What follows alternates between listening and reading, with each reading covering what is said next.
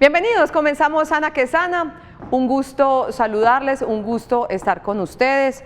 Hay un asunto que es estético y también funcional y también de la salud, que son los problemas de las venas. Entonces, si uno tiene aquí la venita, ay, como que no se pone con tanta tranquilidad la falda, pero no es solo lo estético. Y hay una época de la vida de algunas mujeres en las que de pronto esas enfermedades de las venas, mejor dicho, el embarazo puede ser un factor de riesgo para tenerlas. Tenemos aquí un recién graduado, mentiras, en agosto, ¿cierto? En agosto, así es. Al doctor Rafael Herrera, ustedes se los presenté siempre como médico internista y fellow, estudiante de medicina vascular, pues ya se graduó. Entonces ahora les presento al doctor Rafael Herrera, médico internista vascular, después de muchos años de estudiar y estudiar. ¿Cómo le ha ido? Muy bien, Olga, gracias a Dios, ya disfrutando de mejores épocas, o digamos menos duras, pero muy bien, contento de regresar acá contigo. Llegas a tu consultorio y ya como vascular, entonces, ¿qué es lo que puedes hacer con las personas que te consultan? Bueno, básicamente nosotros manejamos todo lo que son las patologías vasculares desde el punto de vista médico o mínimamente invasivo, porque también hacemos tratamientos invasivos para enfermedades venosas. Entonces vemos pacientes que tienen linfedema, pacientes con insuficiencia venosa, pacientes con enfermedad arterial periférica, etcétera. Entonces le damos apoyo pues, a las especialidades quirúrgicas en cuanto al manejo médico de estas enfermedades. Y este tema justamente el doctor Herrera me lo propuso desde el año pasado, me dijo, hablemos de enfermedades de las venas en el embarazo. Este peso, este aumento, estos cambios de las mujeres nos hacen más susceptibles a eso. Es muy importante hablar de la materna cuando se hablan de enfermedades venosas porque es una población muy sui generis. El comportamiento clínico de las enfermedades venosas en las maternas es muy diferente al comportamiento clínico que tienen pues los otros grupos de pacientes. Entonces por eso queríamos como hacer mención de algunos aspectos importantes. Por ejemplo, la enfermedad tromboembólica venosa, lo que es la trombosis venosa profunda, el tromboembolismo pulmonar, cobra mucha importancia porque la frecuencia es más alta en el embarazo, porque por diferentes cuestiones fisiológicas, ellas son una población de mayor riesgo. Y en ellas también generan un impacto importante en cuanto a morbilidad y a mortalidad. Entonces esos son algunos aspectos que queremos tocar el día de hoy para todos los que nos están viendo. Perfecto, doctor Rafael. Y tenemos una dupla también recomendada por el doctor Rafael Herrera y es un ginecólogo, el doctor Juan David Castañeda, que nos va a estar acompañando. Doctor Juan David, bienvenido. Muchas gracias, Olga. ¿Cómo le ha ido? ¿Cómo arrancó este año? Muy bien, con mucho trabajo como siempre. Gracias a Dios.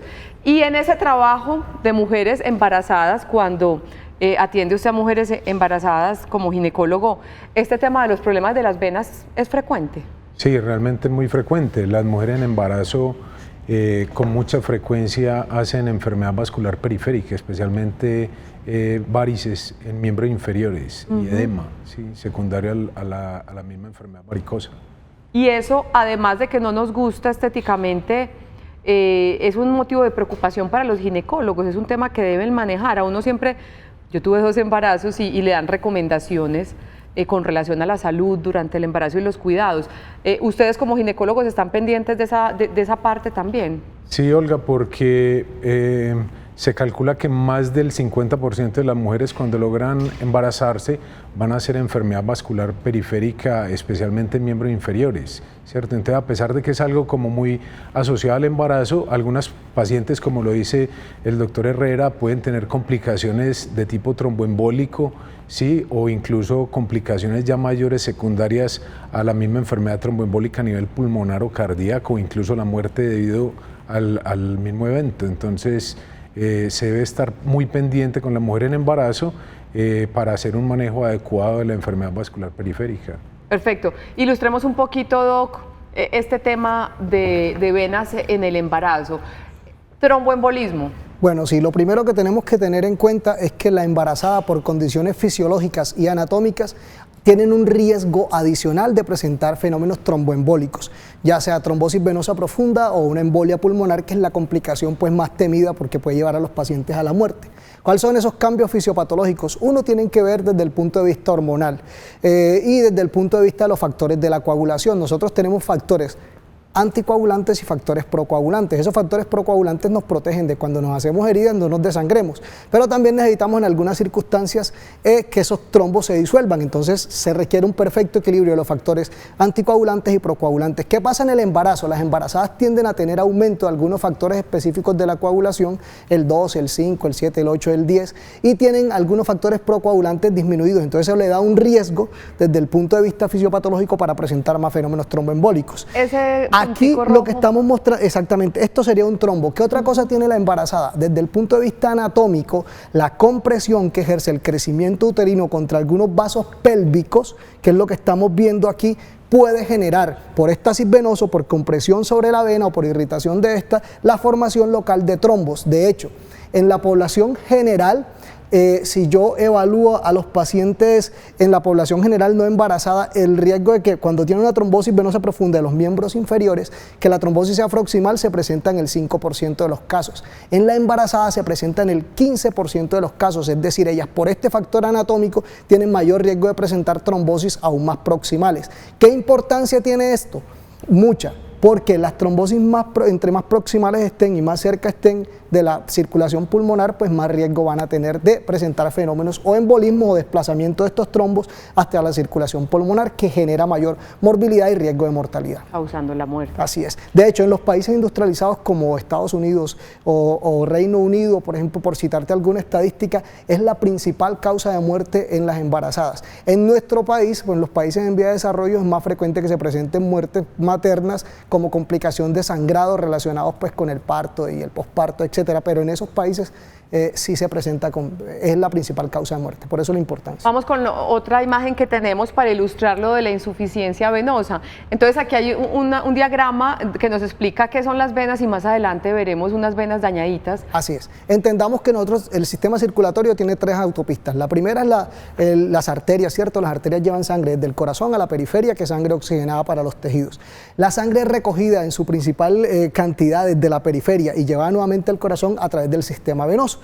Y existe otra autopista pequeña que también se tiene que mencionar, que son los linfáticos, que cogen una serie de sustancias que no viajan por este sistema.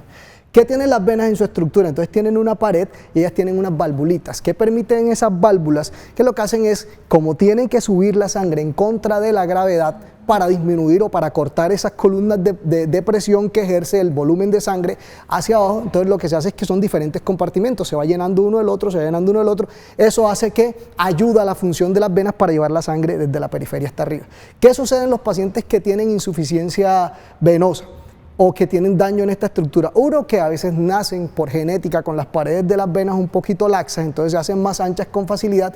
2, se dañan las válvulas, ya sea porque las paredes de la vena son anchas o porque se presentaron fenómenos inflamatorios o trombóticos que las dañaron, se pierde ese mecanismo compensatorio y se genera la insuficiencia. ¿Qué hace la insuficiencia? Que la vena tenga reflujo, que una gran proporción de flujo no vaya hacia arriba, sino que se quede hacia la periferia y el éxtasis venoso genera cambios que se relacionan con la clínica de los pacientes. Ahí vemos más o menos básicamente eso. Es esto. Entonces, vea, esta es la función normal, un flujo sanguíneo normal. Uno espera que la válvula se cierre y el flujo siempre sea hacia arriba. Se devuelve una pequeña cantidad de sangre, eso siempre sucede, pero cuando se devuelve mucho porque la válvula es insuficiente para cerrar, ya empiezan a aparecer las manifestaciones clínicas. Y el espectro clínico de una enfermedad venosa crónica va desde pacientes asintomáticos hasta pacientes que hacen arañitas chiquitas, pacientes que hacen varices o que ya hacen cambios en la piel o inflamatorios que llevan hasta úlceras con todas las complicaciones que esto tiene. Gracias, doctor. Doctor Castañeda, entonces, ¿ustedes cómo cuidan a las pacientes embarazadas con relación a este tema de las venas? Pues como lo decía el doctor, pues la enfermedad vascular generalmente es, en la mayoría de las veces, un problema genético. Hay una alteración en la genética de la formación de la pared de la vena, y la persona que va a hacer varices con o sin embarazo, en algún momento de su vida las va a hacer, ¿cierto? El embarazo puede precipitar la aparición más rápida de esas venas varicosas, y lo que nosotros hacemos con las mujeres embarazadas es tratar de tomar algunas medidas generales que puedan minimizar o mejorar la aparición de las venas varicosas si ya aparecieron, ¿sí? Entonces, cuando la mujer se logra embarazar, se le advierte que en el transcurso de su embarazo muy probablemente va a empezar a formar algunas venas varicosas, especialmente en miembros inferiores, y que debe tener algunos cuidados para minimizar la aparición. Por ejemplo, tomar periodos de reposo en el transcurso del día en el que pueda recostarse en un sofá, levantar las piernas en algunas almohadas o cojines para que haya un mejor retorno venoso de la sangre acumulada en esas venas, como lo decía el doctor Herrera. Usar medidas de gradiente de presión que favorecen como el escurrimiento de la sangre de las piernas hacia el corazón, para que la sangre no permanezca quieta en las piernas. Tratar de hacer ejercicio varias veces en la semana y con continuidad en el tiempo para que la contracción muscular favorezca el retorno de la sangre de las piernas hacia el corazón. Procurar no usar pantalones muy apretados, ropa muy estrecha, tacones altos que no favorecen la adecuada contracción de los músculos a nivel de la pantorrilla por la posición en la que queda la pierna de la paciente cuando esté en embarazo, y esas medidas generales para tratar de mejorar el retorno venoso hacia el corazón de la sangre que está en las piernas. Perfecto.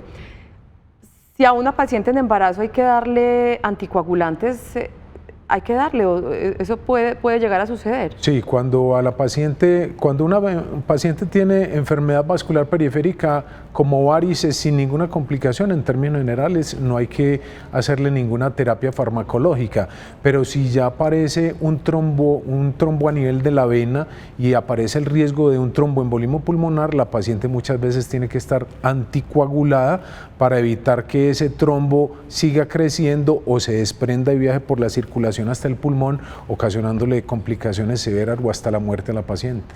La obesidad es enemiga en todos los campos, pero en este tema en particular de las venas en el embarazo sí que es cierto. Total, porque si una mujer es obesa y además de eso se embaraza, la presión que se ejerce con todos los órganos abdominales, el exceso de tejido adiposo y fuera de eso el útero gestante sobre el retorno venoso de las piernas hacia el corazón a través de la vena cava, aumenta mucho el riesgo de enfermedad vascular periférica y de trombosis venosa profunda. Perfecto.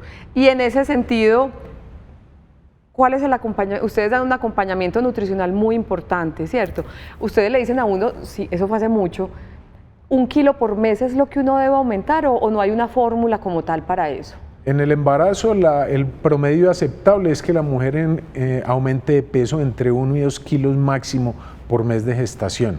Sí, en total una mujer puede aumentar durante sus 9 meses de gestación entre 8 y 15 y 16 kilos, es lo aceptable.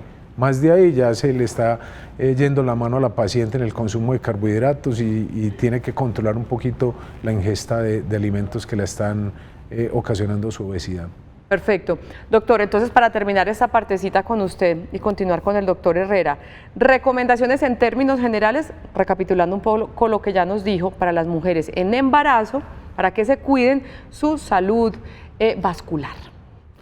Pues las recomendaciones sería, una vez la paciente se embarace, si empieza, pues primero que esté tranquila porque la mayoría de las mujeres van a hacer algo de varices durante el embarazo. Si la enfermedad vascular periférica se torna muy intensa y muy sintomática, empieza a haber edema severo de miembros inferiores, las medidas que te dije ahora, durante el día tratar de hacer unos descansos donde la paciente pueda levantar las piernas, ¿sí? En almohadas o en cojines, tratar de usar medidas de gradiente de presión, hacer ejercicio, controlar el peso.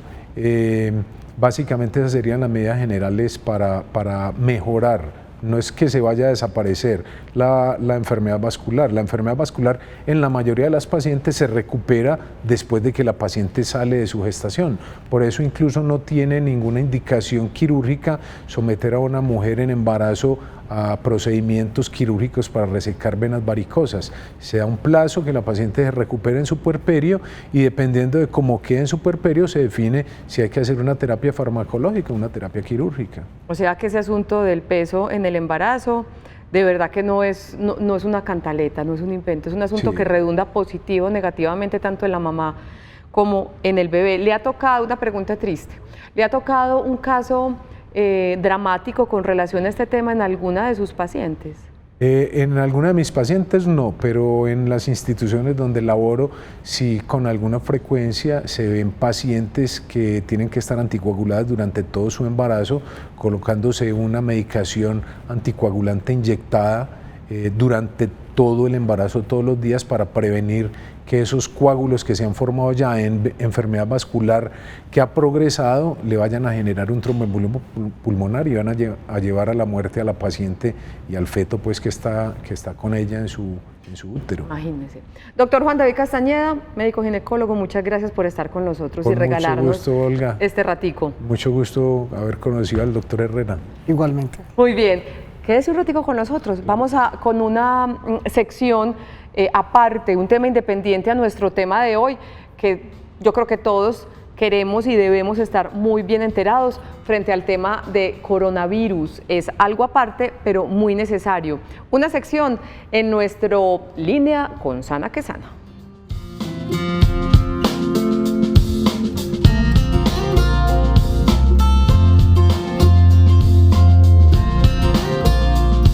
A esta hora saludamos al doctor Francisco Javier Díaz, médico virólogo de la Universidad de Antioquia. Doctor Francisco, gracias por estar con nosotros. ¿Cómo ha estado?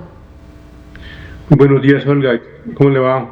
Bien, gracias a Dios. Yo le decía cuando lo contacté que todos los medios nacionales y regionales lo deben estar buscando por esos días para lo que yo lo tengo acá, para que nos ayude unos minutos a hablar de coronavirus.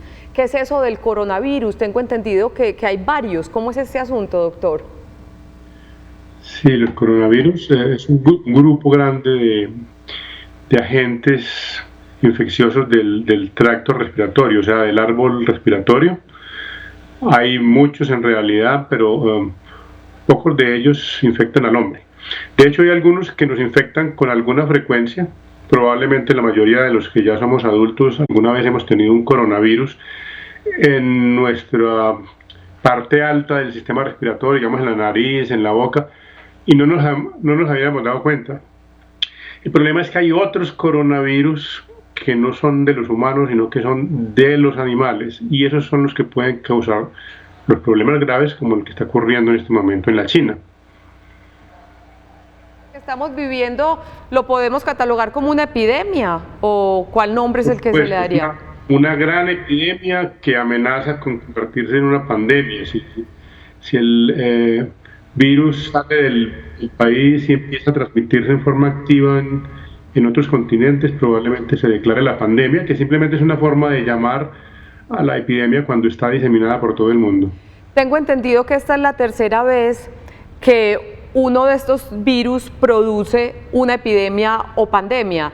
¿Fue así? ¿Es así, doctor? Sí, tenemos solo dos registros anteriores, uno en el año 2002-2003, que fue el famoso síndrome respiratorio agudo severo o SARS, que fue causado por un virus muy parecido al que está causando el problema ahora en la China.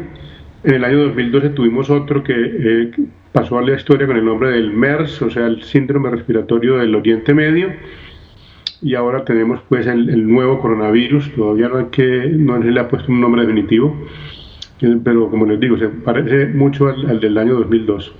Debemos estar preocupados, debemos estar atentos. Hemos estado enterados que ya ha migrado a un par de países este coronavirus.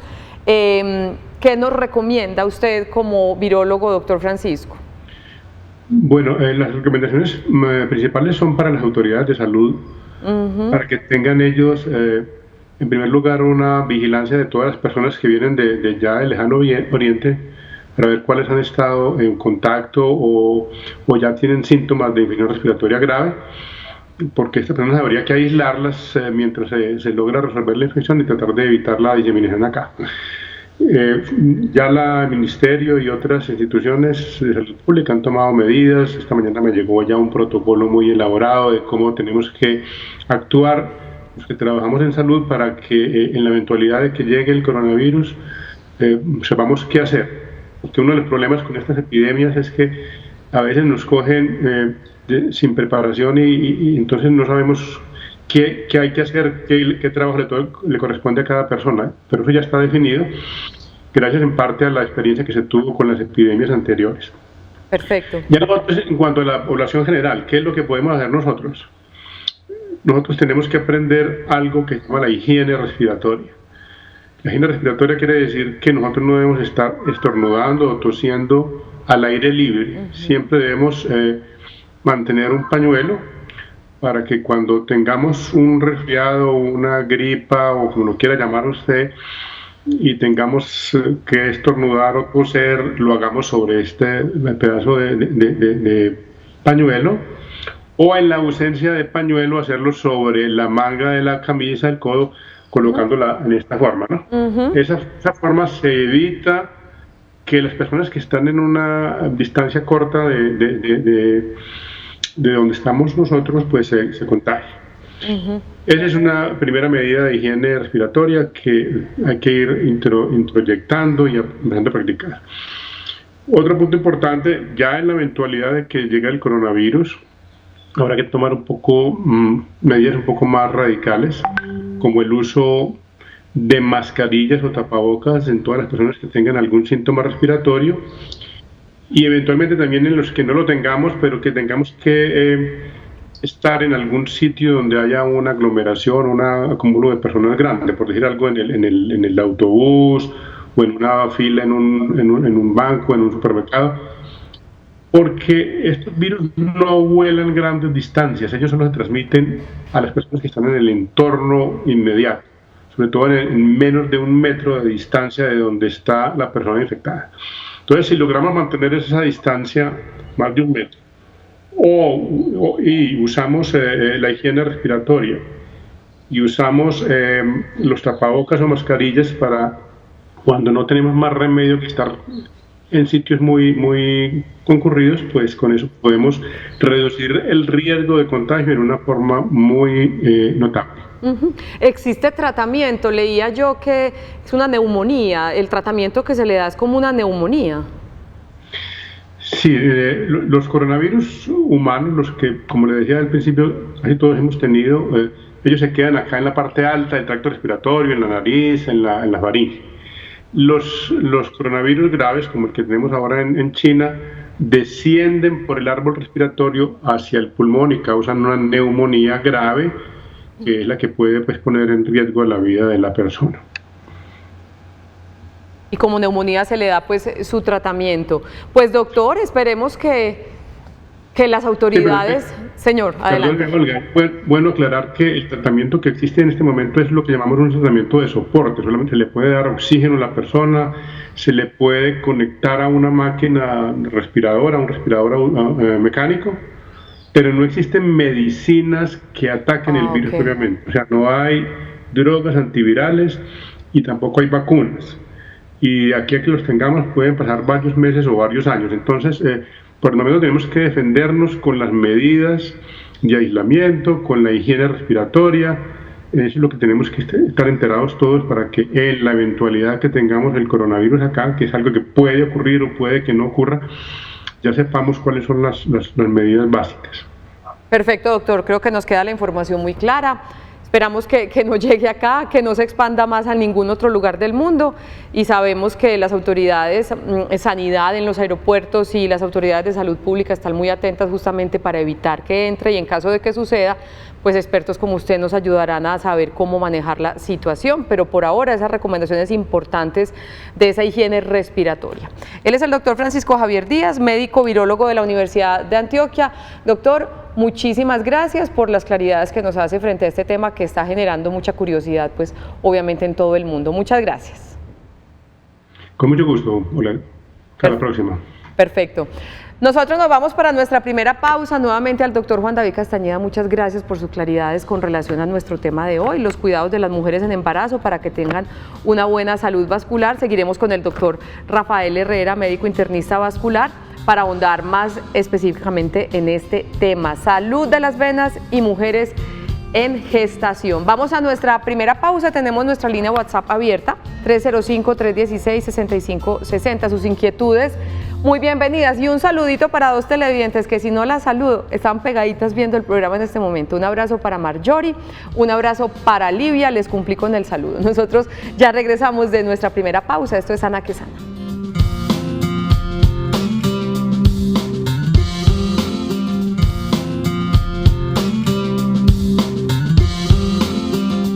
Nuestro tema de hoy en Sana que Sana está dirigido a las mujeres que planean estar en embarazo o que ya están en embarazo. Además de todos los cuidados, lo rigurosas que deben ser con sus controles, el tema de las venas, de la salud vascular es supremamente importante, pues como nos lo han dicho nuestros especialistas, si no se cuida puede llegar a extremos que pongan en riesgo la vida suya y la de su bebé. Factores de riesgo de trombosis en el embarazo: aumento de peso, como lo hemos dicho durante el programa, inactividad física, alteraciones de la coagulación de la sangre y cesárea. ¿Son más propensas las mujeres con cesárea que las mujeres por parto natural? Así es, de hecho lo que ha mostrado la estadística en el último tiempo es que como ha aumentado el número de cesáreas en realidad, entonces se está presentando más trombosis, más enfermedad tromboembólica venosa en esta población. El riesgo puede ser 2 veces mayor en las mujeres que son sometidas a cesárea y es específicamente porque uno de los factores que predispone a trombosis es estarse quieto, y como tú necesitas el reposo que te obliga a llevarte a una cirugía es mucho mayor que el que te obliga a tener un parto natural, entonces se convierte en un factor de riesgo adicional. Perfecto. Cuando yo quiero entender qué es lo que pasa con ese trombo, cuando se produce, viaja a través de la sangre, llega a los pulmones, ¿qué es lo que pasa que puede poner en riesgo nuestra vida? Cuando utilizamos el término embolismo en medicina es para referirnos a un trombo, o sea, tromboembolismo es un trombo que se forma en un sitio y viaja hasta otro, ¿cierto? Como el sistema circulatorio, el sistema venoso está integrado todo, ¿cierto? Para llevar sangre a que se oxigene desde la periferia hasta los pulmones. Entonces, si tú tienes un trombo que se forme en el sistema venoso profundo periférico, entre más proximal sea ese trombo a la circulación pulmonar, más riesgo hay de que se desprenda y viaje. Esa es una de las indicaciones que encontramos para ponerle terapia anticoagulante a los pacientes, para evitar eso, que el trombo en la periferia viaje hasta los pulmones. Eso se llama embolismo pulmonar, y dentro de las cosas que puede producir puede estar la muerte. Entonces, es una complicación grave. Como ya mencioné al principio, en el embarazo, mira que en países desarrollados es la primera causa de muerte en pacientes embarazadas. Obviamente pues ellos tienen buenos controles de lo que es el control de embarazo y evitan otras complicaciones como son los sangrados periparto, etcétera, que es la primera causa en países como el nuestro. Pero entonces es bastante relevante y por eso queríamos venir a hablar de ese tema hoy. Ese trombo llega a los pulmones y básicamente infarta los pulmones. Ese trombo puede producir varias cosas, eso depende también de muchos factores, ¿no? De qué tan grande es el trombo, de si toma una rama de las arterias pulmonares principales, pero el espectro puede ser desde asintomáticos, como sucede en una gran proporción de pacientes, hasta llegar a producir infarto pulmonar o producir colapso hemodinámico con caída de la presión arterial, inestabilidad hemodinámica, porque de alguna manera afecta, entre más grande sea el trombo o múltiples trombos pueden llegar a afectar la función del corazón, llevando a colapso hemodinámico, pues a que el corazón falle y los pacientes empiezan a hacer hipotensión o muerte súbita, etcétera, relacionado con esto. Todo el espectro clínico es variado. Perfecto. Me acuerdo de un tema que hice de fractura de cadera, que es una cosa muchas veces fatal. Es triste, pero la gente dice que puede ser el principio del fin, y justamente tiene que ver más que por la operación de la fractura de cadera, por el sedentarismo, la quietud que puede producir el trombo. Para los fenómenos tromboembólicos existen 3 factores fundamentales en la fisiopatología, que se conocen en la terminología médica como la tríada de Virchow. Son, 1, un estado de hipercoagulabilidad. Como ya lo explicamos, en la embarazada tienen hipercoagulabilidad porque tienen unos factores de coagulación aumentados y unos factores anticoagulantes disminuidos, ¿cierto?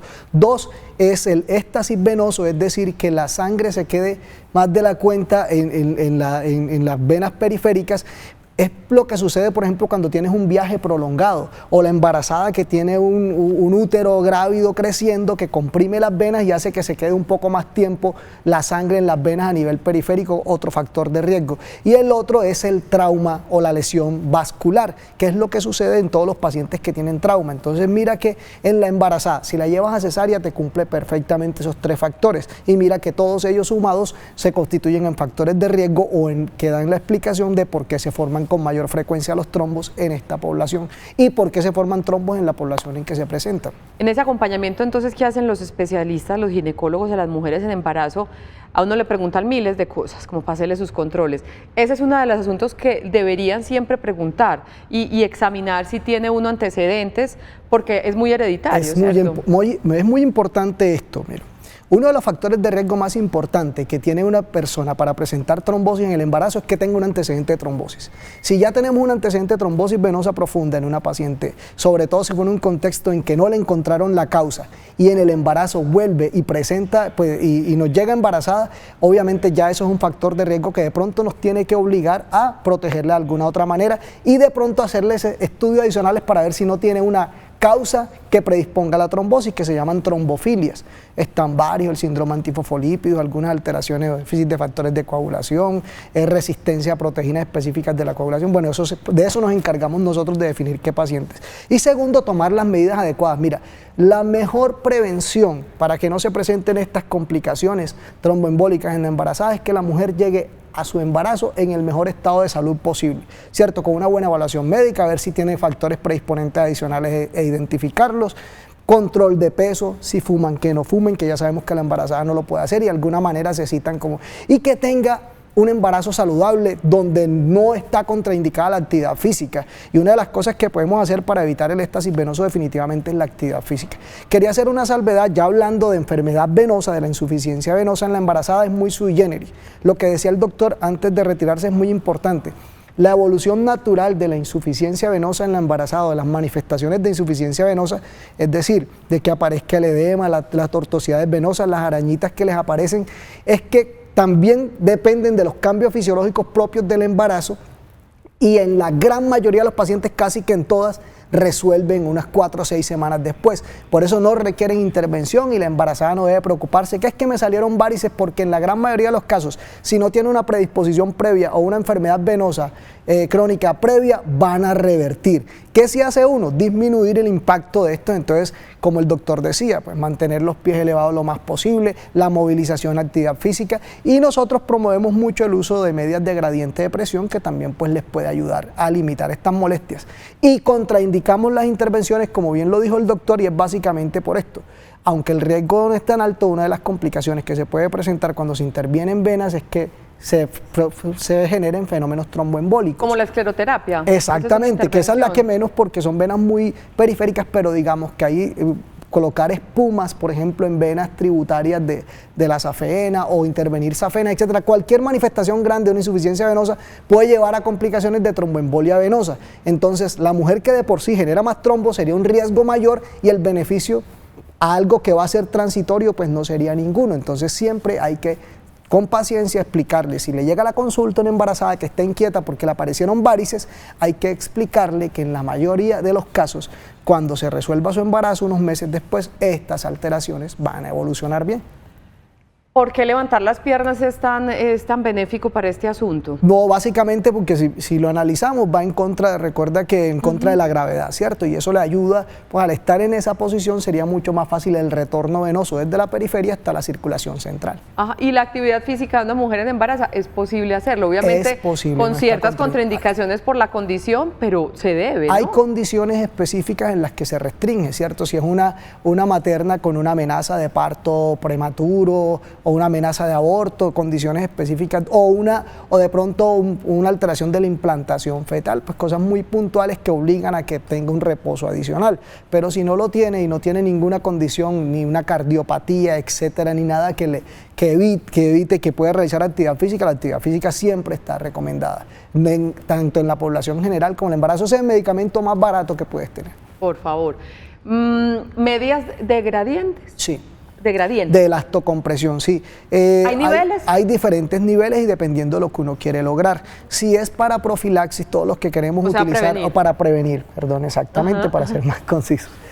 Si queremos evitar, por ejemplo, la aparición de venitas, de arañitas o sentirnos que tenemos predisposición a la aparición de enfermedad venosa, pues medias de 15, 20 milímetros de mercurio es ideal. Si ya tenemos varices, la compresión normalmente es entre 20 y 30 milímetros de mercurio, y para casos más severos como úlceras o linfedemas severos se utilizan compresiones que pueden ir más allá hasta los 40 milímetros de mercurio. Entonces uno va graduando la compresión. Gran limitante, la tolerancia. Entonces por eso yo, por ejemplo, como en mi práctica médica siempre prefiero iniciar con las compresiones más bajas para lograr la adherencia, que es lo más importante, que el paciente se acostumbre al uso diario de la media. ¿Cómo diferenciamos nosotros, el ciudadano de a pie, una arañita de una varice? ¿Es tan evidente? Sí, claro que sí. O sea, las arañitas son muy superficiales. Son normalmente lesiones que no pasan en su diámetro de 1 milímetro, ¿cierto? Son las que tú ves por encima en la piel. Ya las varices son esas grandes que uno ve tortuosas, ¿cierto? Que son más de 1.5 milímetros y que son, pues no son superficiales, sino que,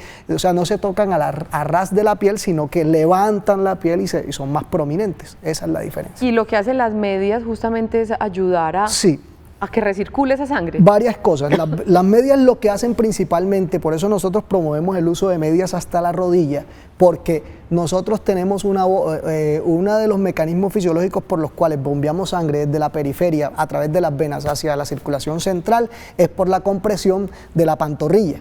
Entonces, lo que uno busca con las medias elásticas aquí es a darle mayor grado de compresión cuando la pantorrilla se contrae, para de esta manera cerrar un poco más la vena y ayudarle a que la función de la válvula sea mejor y el retorno venoso hacia la circulación central sea mucho más fácil. ¿Día y noche con esas? No. No. O sea, lo ideal es, de hecho yo siempre le digo a la gente, vea, ¿por qué no le dan a los animales en 4 patas varices o enfermedad varicosa? Porque ellos distribuyen la presión, ¿cierto? Nosotros cuando estamos de pie, acostados, no luchamos contra la gravedad y no hay necesidad, y es muy incómodo que un paciente duerma con unas medias que le apretan, pero por lo menos durante el día, cuando va a estar en movimiento, cuando va a estar deambulando, de pie, en bipedestación, pues eso es cuando realmente se debe utilizar. Perfecto. Estamos hoy hablando con el doctor Rafael Ignacio Herrera, él es médico internista vascular. Vamos a nuestra segunda pausa. Recuerden que si tienen inquietudes las pueden compartir con nosotros en el 305-316-6560. Enfermedades de las venas, en particular en embarazo, es nuestro tema de hoy. Ya regresamos.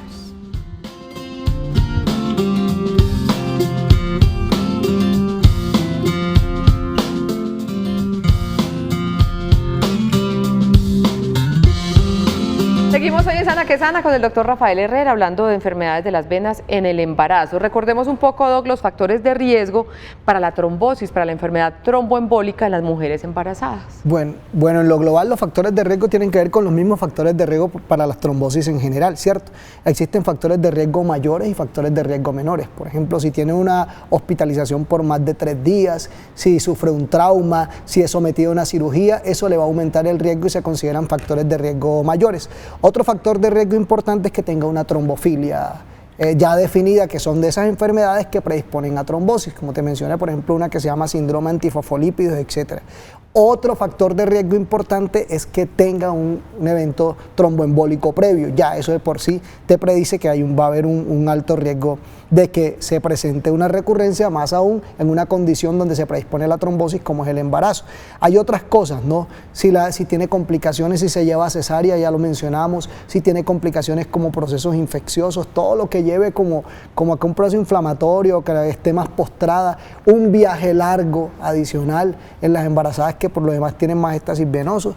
Por eso una de las cosas que nosotros promovemos es que si van a hacer viajes largos, ojalá utilicen medias de compresión para realizarlo y que procuren cada tanto levantarse del puesto, deambular, caminar, hacer ejercicios de estiramiento para disminuir el éxtasis venoso en la periferia, que es un factor de riesgo adicional. Entonces, como ves, multíparas, algunos hablan del consumo de cigarrillo, pues, pero yo siempre digo, lo que queremos o para evitar las complicaciones tromboembólicas es lo mismo que promoverías tú para tener un embarazo saludable, y es tratar de llegar en las mejores condiciones posibles al embarazo. Y cuando está embarazada, hacerse a programas de vigilancia como los programas de control prenatal. Multíparas, cuando han tenido varios hijos. Exactamente, que ha tenido varios embarazos. Perfecto. Tenemos una pregunta, Doc, que justamente nos abre la puerta para hablar de tratamientos. Buenos días también para ti. Cuando queda la afección de las venitas después del embarazo, nos decía el doctor Castañeda, y ese es un tema que generalmente se van a los mesecitos por sí Exacto. solas, pero cuando quedan ahí, ¿cuál es el tratamiento más adecuado? Bueno, eso está muy bien. Como te digo, nosotros esperamos hacer valoraciones entre la 8ª y la 12ª semana después para ver si realmente, porque ¿qué puede suceder? Que tú tengas una predisposición previa a una insuficiencia o a una enfermedad venosa crónica y durante el embarazo se hace manifiesta. Entonces después de las 12 semanas van a seguir las manifestaciones. ¿Qué se hace? Dependiendo del tipo. Si lo que te queda son las venitas, las arañitas, que son las telangiectasias o dilataciones reticulares, así se llaman, pues el tratamiento es una terapia que se llama escleroterapia, que son diferentes sustancias que se aplican dentro de esas venitas que van a hacer que la pared de la vena se irrite y se selle. Y con eso, a las 2 o 3 semanas después de la aplicación, pues la venita desaparece. Eso con fines estéticos. Debe ser hecho por un vascular. Es idealmente Esto es muy importante. por Yo me hice el personal tratamiento y entrenado. es lo máximo. No duele prácticamente nada, no es incapacitante, pero me lo hice con el doctor Arrieta, que es el colega Así es, del el doctor doctor Juan Herrera. Carlos Arrieta. Yo no le meto las venas a cualquier persona, qué susto. Así es, ya venitas más grandes, ya cuando son varices, se utiliza una terapia que puede ser con sustancias similares, pero utilizando de pronto combinaciones con gases como el CO2, que es la escleroespuma. Por ejemplo, si la vena es más grande, uno pudiera hacerle lo que se llama escleroespuma, que es la sustancia esclerosante, pero sumado CO2, entonces forma como una espumita, que la espuma demora más tiempo actuando y esas venas más grandes las cierra de una manera mejor.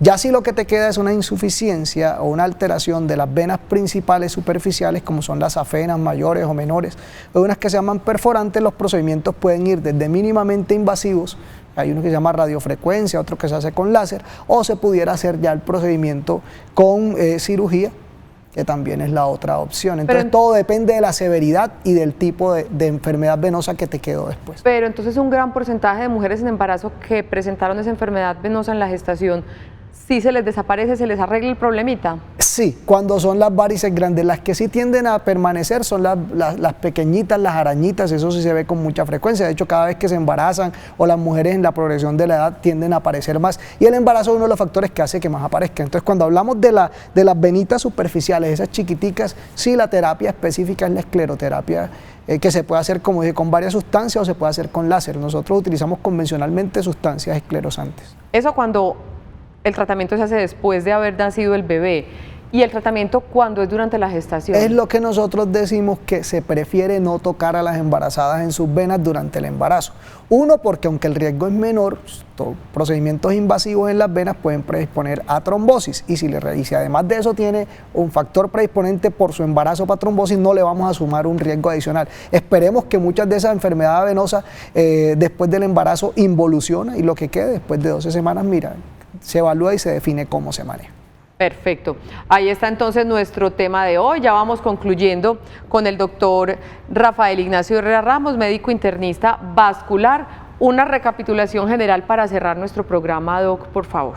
Bueno, muy bien, entonces no olvidar que la enfermedad venosa es importante en el embarazo. Por una parte está la enfermedad tromboembólica venosa, que su importancia radica en que puede llevar a la muerte, ¿cierto? Ya mencionamos estadísticamente cuál es la relevancia, que tienen un riesgo mayor, 4 o 5 veces mayor de la población general de presentarlo, y que entonces, ¿qué le diría a las televidentes en este momento?